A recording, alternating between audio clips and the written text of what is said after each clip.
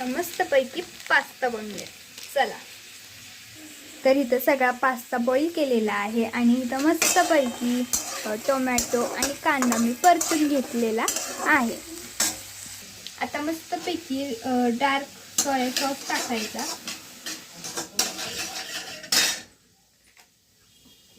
आता red soya sauce पण टाकलं, मस्तपैकी मिक्स करून घेतलं आणि आता आपल्याला टाकायचं केचप.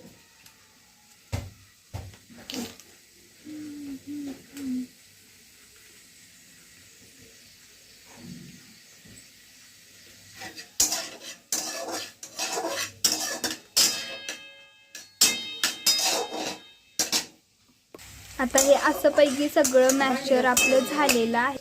आता मस्तपैकी मसाला टाकून घ्यायचा आपल्याला पास्ताचा जो आहे तो.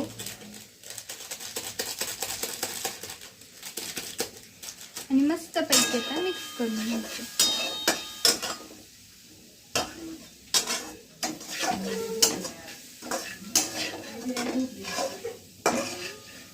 आता हे सगळं मिक्स झाल्यानंतर ना मी मस्तपैकी ह्याच्यामध्ये पास्ता टाकला.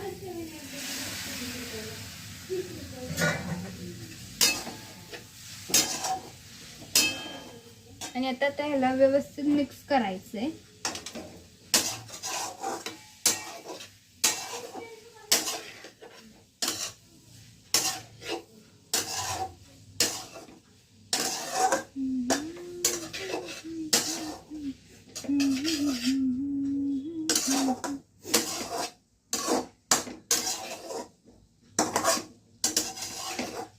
आणि एकदम व्यवस्थित मिक्स करायचं, नाहीतर मिक्स केल्यानंतर ना त्याची टेस्ट आपल्याला भेटणार नाहीये.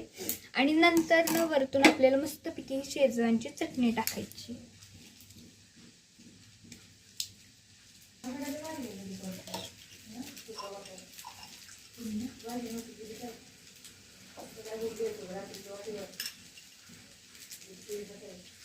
आता मस्तपैकी आपल्याला ती शेजवान चटणी टाकायची आणि मस्तपैकी व्यवस्थित मिक्स करून घ्यायचे.